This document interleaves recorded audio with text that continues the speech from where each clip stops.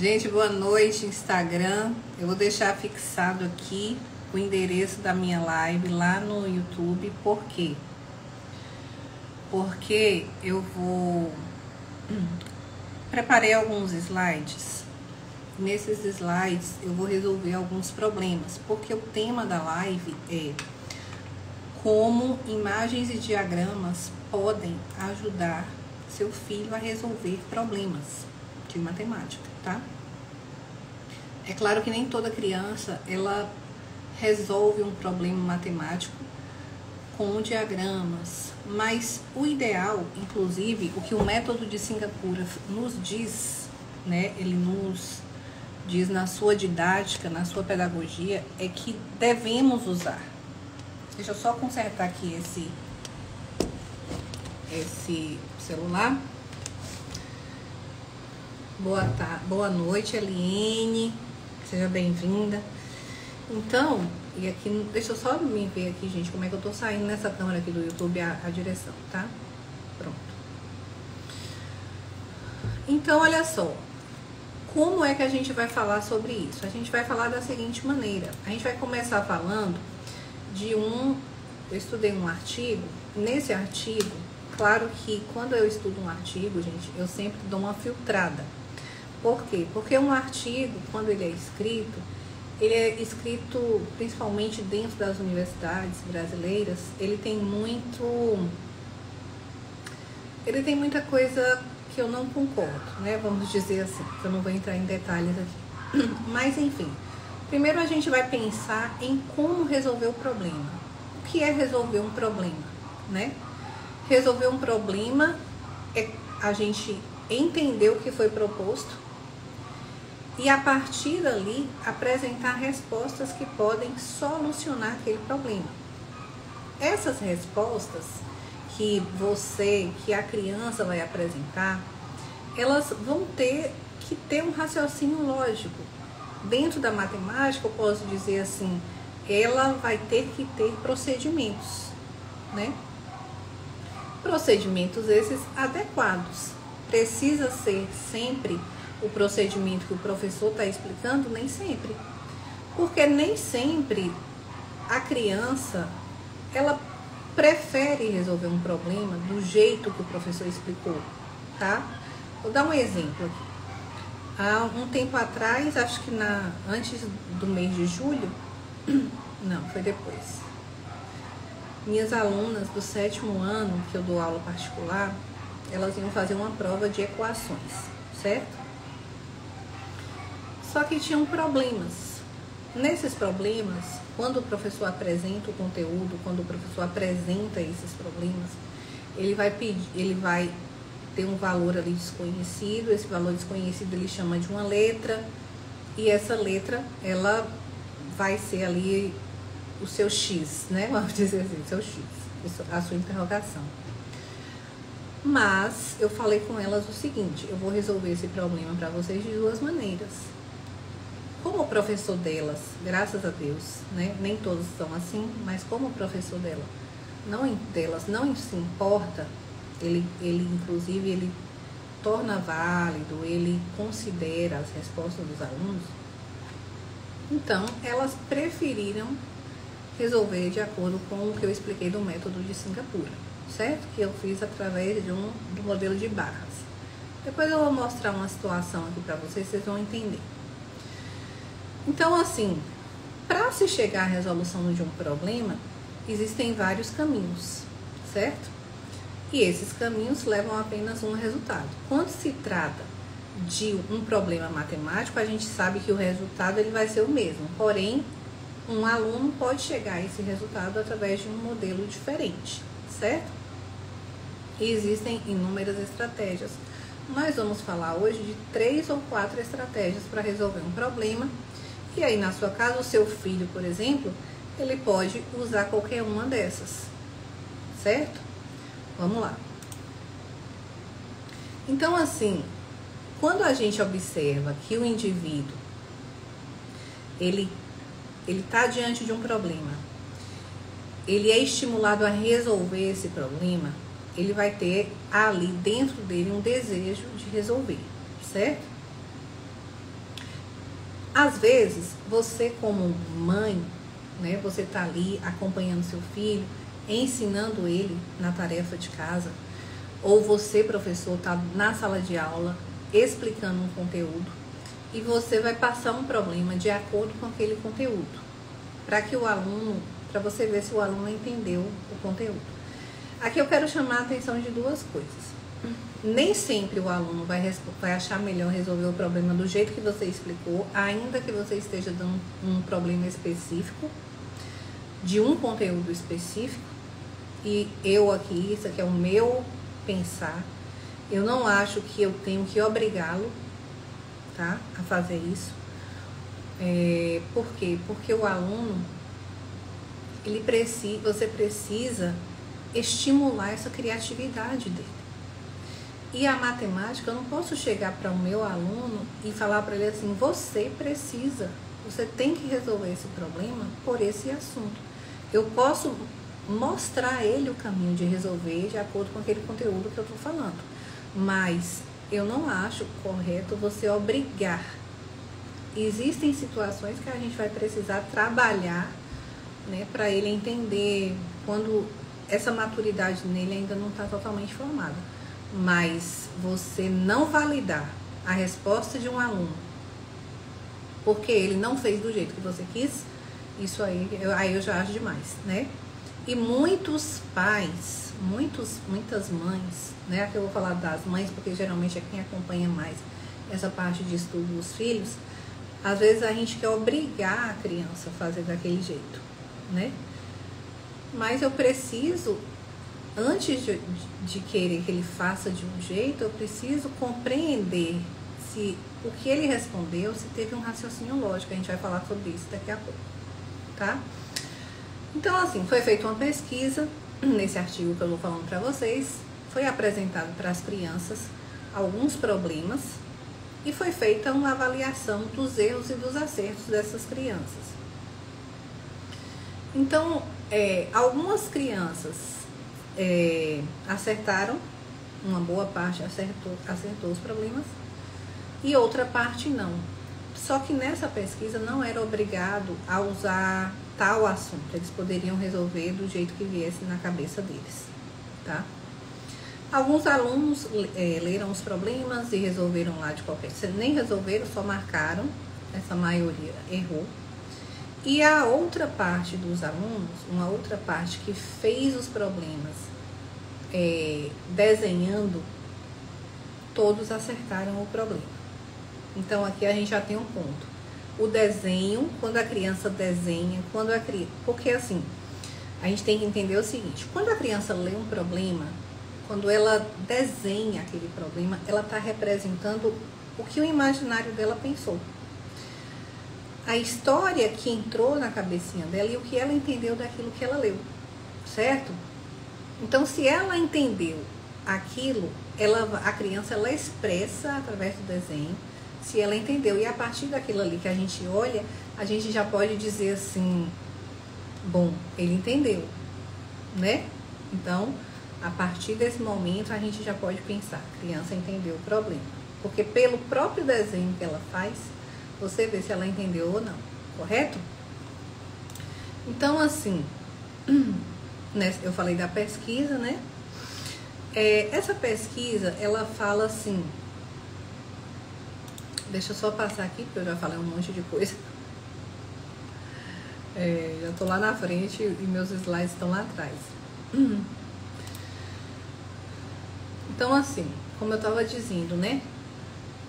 Aí, assim, você pode deixar livre. É claro, gente, aqui, deixa eu abrir um outro parênteses. Quando uma criança ela vai resolver um problema, antes dela resolver um problema, eu vou dar um exemplo. A criança vai resolver um problema de divisão, certo? Esse problema de divisão, para ela resolver, você precisa ter trabalhado com ela o conceito de divisão, como se resolve uma divisão, porque na verdade a gente explica as operações para que eles sejam capazes de resolver os problemas, certo? Quando você não exige que ele resolva, por exemplo, eu quero que você resolva usando o algoritmo da divisão. Eu tô até com uma aluna que ela tá vivendo isso na escola dela. Então, nesse caso, a criança vai ter que usar esse algoritmo. Mas se você não exige, ela pode resolver um problema de divisão por adição, por subtração, por multiplicação, pela própria divisão. Isso aí, a criança, só aqui que eu tô falando para vocês, são 4 maneiras de resolver um problema, certo? Então, existe um leque. Agora, se eu quiser que o meu aluno aprenda, memorize aquela prática ali de resolver o algoritmo, aquela continha de dividir que a gente põe no traço, nesse caso, aí sim, ela vai resolver a divisão. Mas você pode concordar comigo que a forma de resolver uma divisão, você pode fazer ela em qualquer exercício. Porque é diferente você falar, eu vou passar uns exercícios, e é diferente você falar, eu vou passar alguns probleminhas. Porque o exercício, ele vai exercitar, é mais um treino. Os problemas, eles vão estimular muito mais o raciocínio da criança do que apenas um exercício para praticar, certo? Quando uma criança, ela consegue resolver o problema e ela resolve do jeito dela, por exemplo, como eu falei aqui, um problema de divisão, tá? Vamos pensar comigo aqui. Fulano tem 10 frutas e vai dividir para 2 coleguinhas. Ou melhor, fulano tem 10 frutas. No YouTube ainda não começou. Não? Nossa. Mas aqui tá mostrando pra mim que começou. Não. Mas aí eu vou transmitir por aqui mesmo. Depois eu vou ver esse YouTube aqui, que agora eu não vou conseguir parar, tá? Vou voltar aqui, depois a gente volta. Então, quando você permite isso para a criança, para ela resolver esse problema, e você não exige que ela resolva esse problema de um jeito, tá? Você considera o que ela faz, você está trabalhando a autonomia dela, a confiança dela no raciocínio lógico que ela teve, certo? Eu não estou dizendo aqui que não se deve... Então, o celular tocou aqui. Que não se deve ensinar e trabalhar os algoritmos. Não é isso que eu estou dizendo, tá, gente? Porque tem gente que pega e fala assim, então vou deixar meu filho, não precisa aprender esse algoritmo, tal. Não é isso. O que eu estou dizendo é que quando se trata de problemas, que vai trabalhar o raciocínio, que ele vai ter que identificar ali que operação ele tem que fazer, que procedimento ele vai usar, você pode deixá-lo livre, ok? Então tá. Olha que interessante. Existem 3 ou 4 estratégias para uma criança resolver um problema, tá? A gente vai ver. Ele pode usar o cálculo formal, que é aquele cálculo que você aprende, a conta de multiplicar, a conta de dividir, tal. Ele pode ir por eliminação, por exemplo. E esse fato de eliminação acontece mais quando tem alternativas. Então, ele vai vendo ali o que não é, elimina e tira a que é certa, né? Aquele tipo de menino que tá com preguiça de pensar. Mas nem sempre, né? Porque às vezes também a criança, ela é tão lógica a pergunta que ela vai por eliminação, tá? Bom, então, ela pode resolver pelo cálculo formal, por aquele conteúdo formal ali que a professora está explicando. Ela pode resolver por eliminação, ela pode resolver por desenho e ela pode resolver usando padrões matemáticos.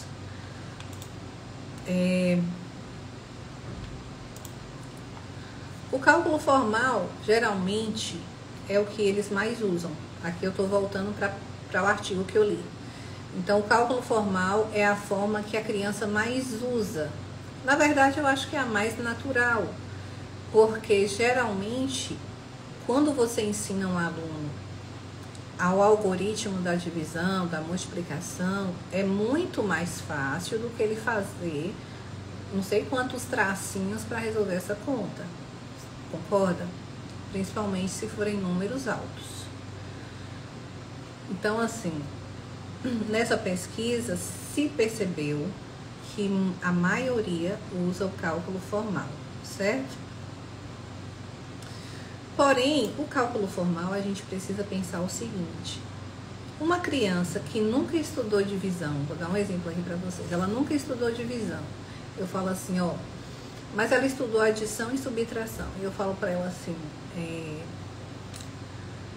lá na fruteira tem 15 maçãs. Eu quero dar 3 maçãs para cada pessoa. Se ele tiver um raciocínio lógico e tem... aí ele vai pegar 3, 5 vezes 3 e vai distribuir as 15. Ele pode fazer... Ele pode pegar 15, que aqui não dá para eu colocar. Tirar 3, sobra 12. Tira mais 3, sobra 9.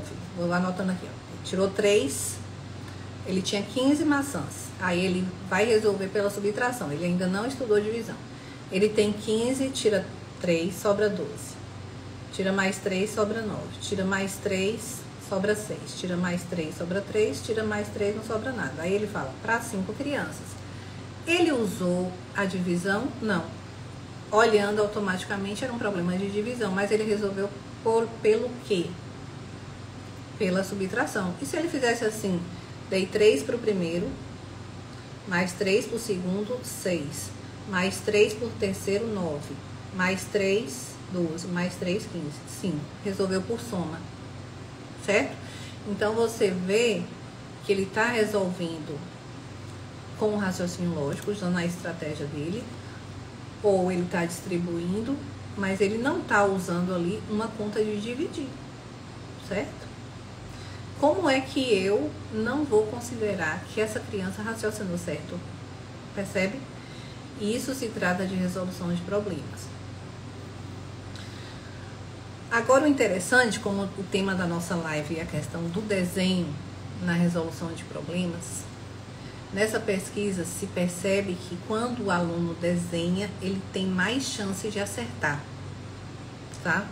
Aqui fala assim, ó, quando desenham, eles explicitam mais facilmente o significado presente no texto. Então, assim, você vê quando ele desenha, se ele entendeu.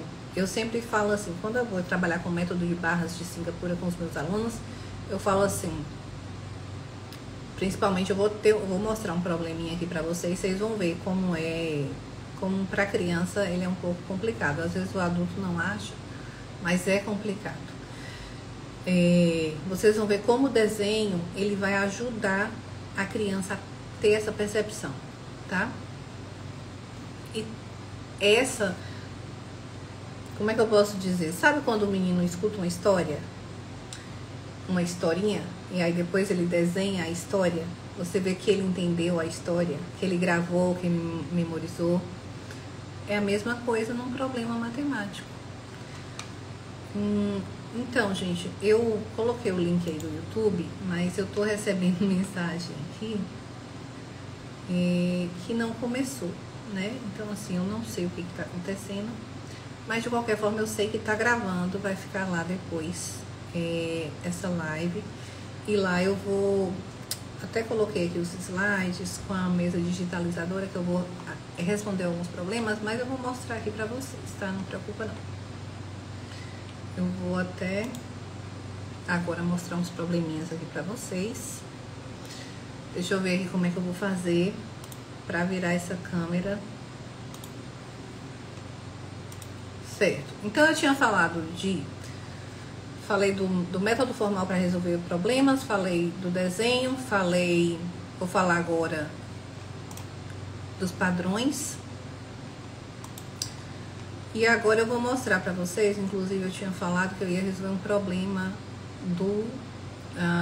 da OBMAP aqui com vocês, eu vou resolver ele agora, tá? falei também do método da eliminação. Quando você tem um problema, nesse problema tem alternativas para você marcar e você vai descartando. Isso é um método, né? Ele usa lógica, usa assim. Um monte usa o chute mesmo. Não é verdade? Eu vou colocar aqui alguns problemas, vou resolver com vocês, tá? Eu vou abrir o slide aqui, colocar um pouco maior. Eu vou virar a câmera para o meu computador. Pode ser que a imagem não fique tão legal, porque eu não vou conseguir espelhar aqui na tela para vocês. Mas eu espero que vocês consigam ver o que eu vou falar, tá? Só um minutinho.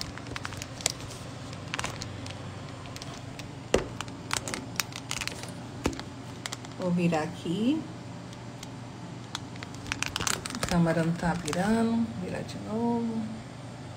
Que agora foi, hein? Só baixar aqui. Perdão, viu, gente? Pelos imprevistos. Deixa eu ver como é que eu vou fazer. Vou virar aqui. Vou aproximar. Ver se eu consigo. Ó. Eu até coloquei aí nas publicações, no feed, esse problema. Esse problema foi da OBMEP esse ano, OBMEP Mirim, tá? Fala assim, ó. Joana colocou um tijolo e um prato na balança. E no outro prato colocou meio tijolo junto com 1 quilo. Então, ela colocou um tijolo aqui nessa balança. E nessa outra balança, ela colocou meio tijolo e 1 quilo. Esse pezinho de 1 quilo e a balança ficou equilibrada. Ou seja, os pesos iguais, né? Aí, como mostra a figura, ele falou, quanto pesa o tijolo inteiro? Tá? Então, eu vou aproximar aqui pra vocês agora, que a gente vai mexer aqui. Eu vou mostrar aqui na tela o seguinte. Deixa eu pegar uma caneta aqui, que era branca. Bom, meio tijolo significa o quê? Que eu dividi esse tijolo aqui no meio, certo? Tá dando pra ver aí que eu tô dividindo? Eu vou pegar outra cor pra vocês enxergarem melhor. Isso aqui vai ficar muito clara. Eu dividi esse tijolo no meio, vou riscar ele, tá? Então, vamos pensar comigo? Eu tirei a metade do tijolo aqui, certo? Desse lado. Se eu tirar essa metade, o que aconteceu aí? Eu tirei metade de um lado e a metade do outro. Ou seja, a balança continua com o mesmo peso. Porque o que eu tirei de um lado e do outro, ela tá equilibrada. Ou seja, então significa que meio tijolo pesa esse 1 quilo aqui, ó. Certo? Se meio tijolo pesa 1 quilo, então, vou voltar, um tijolo inteiro pesa 2 quilos, certo? E aí eu marco ali a resposta. Nesse problema, a gente vê uma imagem que facilita muito a resolução. Porque se não tivesse essa imagem, provavelmente a gente teria que desenhá-la. Então, aqui a gente já vê como a imagem ajuda na resolução dos problemas, certo? Próximo. Nesse outro problema, eu quero mostrar, inclusive, esse é um tipo de problema, gente, que as crianças têm muita dificuldade. Eu peguei com números pequenos e eu vou mostrar para vocês o seguinte. Aqui ele fala assim, ó, Heitor tem 15 fotografias. Ele tem 7 menos que Carlos. Para você pode ser muito simples, mas toda vez que para a criança vem esse termo menos, ele tem tanto menos, ou tem tanto a menos, ou ele tem tanto a mais, eles fazem muita confusão, porque nem sempre ele vai ter que somar. Ou seja, se aqui fala menos, ele vai fazer uma conta de menos. Se ele fala mais, nem sempre. Aqui, por exemplo, tá dizendo que Heitor, vou colocar aqui, ó. Deixa eu aumentar a espessura desse negócio. Vou colocar aqui, ó. Heitor. A letra tá pequena, né? Tem 15 fotografias, então eu vou colocar aqui, ó, 1, 2, 3, 4, 5, 6, 7, 8, 9, 10, 11, 12, 13, 14, 15. 15 fotografias. Ele tem 7 menos que Carlos. Esse menino aqui, Heitor, ele tem menos que Carlos. Menos. Ou seja, Carlos tem mais do que Heitor. Mas Heitor, ele tem quantas menos que Carlos? Ele tem 7 menos que Carlos. Então, significa que Carlos tem 7 mais que ele. Então, você observa que a criança vai ter que fazer uma soma. E isso aqui é uma das que eles têm mais dificuldades, tá? Esse tipo de problema, ele deve ser trabalhado com desenho, tá? Ele tem que ser perguntado para a criança quem tem mais, quem tem menos, certo? Para que a criança ela comece a entender esse tipo de problema, porque não é um problema direto. Muitas vezes nós adultos achamos que é um problema fácil, mas não é. E a maioria das crianças chegam ao 3º, 4º ano do ensino fundamental 2 com dificuldade nesse tipo de problema. Tá? Deixa eu só... Tô falando aqui e me esqueci de colocar aqui. Ok? Então, eu mostrei aqui, fiz aqui na imagem o tanto de desenhos que Heitor tem de fotografias, que são 15. Só que ele tem 7 menos que Carlos. Carlos tem mais que ele, 7 mais. Foi o que eu fiz aqui, ó. Coloquei 7 mais, certo?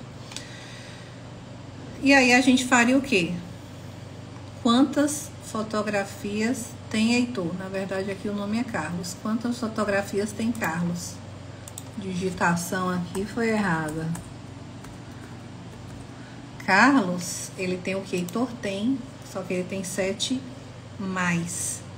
Então, eu pego as 15, somo com o 7, que vai dar 22. Aqui eu só tô trabalhando com vocês a ideia, tá? É claro que com a criança a gente vai fazer passo a passo. Quando ela não entende dessa maneira, o que eu faço? Eu vou diminuindo os valores cada vez mais, tá? Vamos ver um outro exemplo, ó. Os amigos de Stick têm 8 bicicletas. Cada bicicleta tem 2 rodas. Quantas rodas tem no total? Você pode perceber aqui que a criança, ela pode fazer tipo uma bicicleta. Ela pode fazer um tracinho. Cada bicicleta, 2 rodas. Gente, isso aqui não é uma bicicleta, tá? Aí eu pergunto pra você, uma criança no 1º ano, ela consegue fazer esse problema? Se ela usar o desenho, ela consegue. Mesmo sem ter estudado nada de subtração. Se eu colocasse aqui um desenho de uma bicicleta, por exemplo, ia ser super simples para ela, certo? Ou ela ia fazer, eu ia colocar aqui uma primeira bicicleta, ela já sabe conceito de primeiro, segundo, terceiro, né? Às vezes sabe. 5ª bicicleta, 6ª bicicleta, tal. E para cada bicicleta eu colocaria 2 rodas. 2 mais 2 e iria somando. Porém, você vê que o desenho, né? Se ela fosse desenhar aqui uma bikezinha bem estilosa, como a minha, e para cada uma 2, com o desenho, uma criança de 5 anos resolve isso aqui, ó, se ela tiver conceito de número bem formado. Então, o que a gente está querendo trazer hoje? Estou querendo trazer para vocês o quê? A importância do desenho para trazer entendimento. O desenho, ele fica mais concreto, tá? O desenho, desculpa. O problema fica mais concreto, ela consegue visualizar. Isso vai exercitando o cérebro, da criança, vai treinando para analisar essas situações, para quando ele estiver diante de um problema com, vamos supor, se, vou voltar ao problema lá das 15 fotografias, se aqui fosse 1.125 fotografias, o outro tem 735 a mais, ele ia conseguir desenhar isso? Não ia. Ele poderia fazer uma representação, certo? Enfim, por isso que a gente precisa trabalhar isso aqui, ó, desde cedo, tá bom? Nesse último probleminha aqui, que eu não coloquei enunciado, esse problema, ele é um problema de padrões, né? Ele tá falando aqui o seguinte, que a gente tem aqui essas formações dessas figuras. Nessa figura, quantos círculos eu tenho? Um círculo. Nessa outra figura eu tenho 4. Nessa outra figura eu tenho 9 círculos. Na terceira figura. Na quarta figura eu tenho 16 círculos. Isso aqui você pode fazer de tantas maneiras, vai depender muito do aluno. Tem aluno que vai olhar para aqui e pensar assim, ó, primeira figura, então ele é 1 elevado a 2, é só fazer 1 vezes 1, eu tenho tanto de bolinhas que é formado aqui, que dá 1. Segunda figura, é só fazer 2 vezes 2, que dá 4. Terceira figura, é só eu fazer 3 vezes 3, que dá 9. Quarta figura, é só eu fazer 4 vezes 4, que dá 16. Se eu perguntar para ela assim, qual é a 20ª, quantas bolinhas tem a 20ª figura? Basta ela fazer 20 vezes 20, e que vai dar 400. Então, isso aqui, ela entendeu como o padrão estava se desenvolvendo. Agora, só isso? Não, tem gente que... Já teve alunas minhas que responderam assim, ó. De 1 para chegar nessa, aumentou 3. Dessa para chegar nessa, aumenta 5. Dessa para chegar nessa, aumenta 7. Então, o que ela percebeu? Que está aumentando cada número ímpar a mais. Ou seja, eu tenho o número 3, quem é o próximo número ímpar? O 5, quem é o próximo número ímpar? O 7. Claro que aqui é mais difícil dela escrever, principalmente quando você está trabalhando com equações. Mas você vai valorizar o raciocínio do aluno, percebe? Então, o que eu quero trazer? O que eu quis trazer hoje aqui para você? Deixa eu voltar aqui minha câmera. Então, o que eu quis trazer? Eu quis trazer que desde pequenininho é muito importante a gente trabalhar com essa questão do desenho para auxiliar o entendimento da criança. Você vê que quando eles desenham, mesmo que eles estejam bem novinhos, é claro que a gente vai, o título do problema, o que ele pergunta, vai com certeza ter que estar alinhado com a maturidade cognitiva da criança, né? Mas você percebe que se estiver alinhado, ele consegue sim resolver, certo? Eu espero que essa live tenha ajudado muito vocês. Manhinha, gente, minha mãe acabou de entrar no final da live. Mas eu vou dar um desconto porque ela está viajando. Mas ela chegou no final da live, né, manhinha? Manhinha porque eu sou baiana, tá, gente? Aqui a gente cresceu chamando mãe. Então, nessa live, beijo, mãe. Deus abençoe.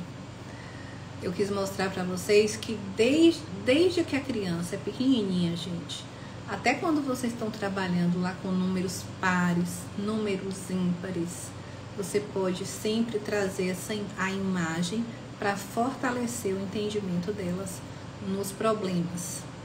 Porque o nosso objetivo é estimular o raciocínio, correto?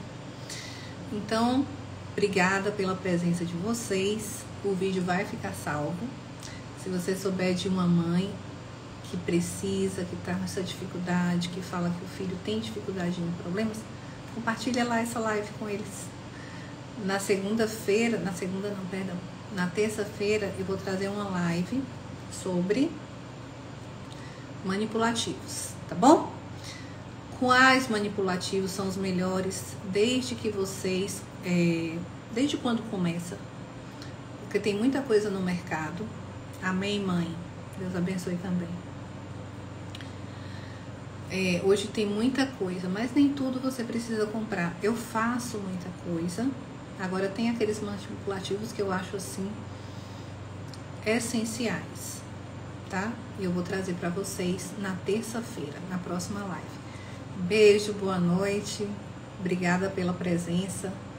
Deus abençoe vocês. Qualquer dúvida, depois quiser deixar no comentário do vídeo, pode deixar que eu vou comentando aí para vocês. Um abraço.